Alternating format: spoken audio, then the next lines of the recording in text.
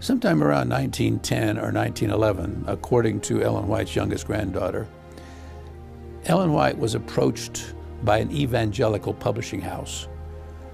They wanted her to prepare a book manuscript just for them. Now, when the first edition of Steps to Christ was printed in 1892, it was printed by an evangelical publisher, Fleming H. Revell.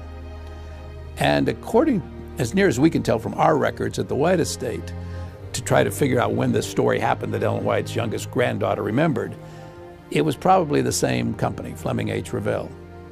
Whoever it was, they had arranged to come to Elmshaven, Ellen White's home in Northern California. And of course, if they're going to get an author, any author, if you're going to get an author to publish or to produce a book so that you can publish it exclusively, why, there has to be a signed legal contract. And so they came to Ellen White's home at Elmshaven.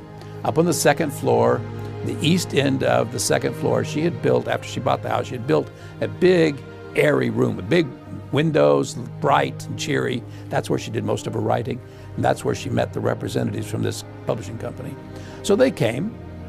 She was seated, as Grace told me, she was seated, and they were in a semicircle with their chairs kind of facing hers, but in kind of a half circle.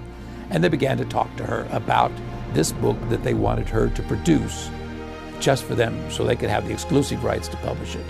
And first one and after another one would talk about what they needed and what they wanted her to do, and how, if they had the permission, if she did this and they gave her exclusive permission, they would promote the book heavily, and that would mean bigger sales. They knew it was expensive for Ellen White to bring out her books, and so it all seemed like it was the way to go. And when they got through with their presentation, they put the contract there in front of her, because she would have to sign a legal contract saying that she was going to do this and then give them exclusive rights to it. And she reached over to pick up her pen, and then she laid it back down. And they thought, well, Mrs. White's getting old. Maybe she doesn't understand what we need from her. And so they briefly went through the proposal a second time. Now, this time it was apparently not as detailed as the first presentation. But the second time, she didn't even pick up her pen. She just changed the subject tactfully, started talking about something else. So her son, W.C. White, Willie White, took the men downstairs, seated them in the parlor. He came back upstairs, and he found his mother still seated right where she'd been, same chair. And he knelt down next to her, and he said, "Mother, you understand why these men are here?" "Yes." "You know they want you to produce a book for their publishing company?" "Yes." "Well, you know, if you're going to do that, you need to sign that contract they brought." He said, "In fact, I thought you were going to sign it. You picked up the pen and then you laid it back down. Why is that?" She said, "Willie, as I picked up that pen to sign that contract, I saw an angel standing behind the men gesturing.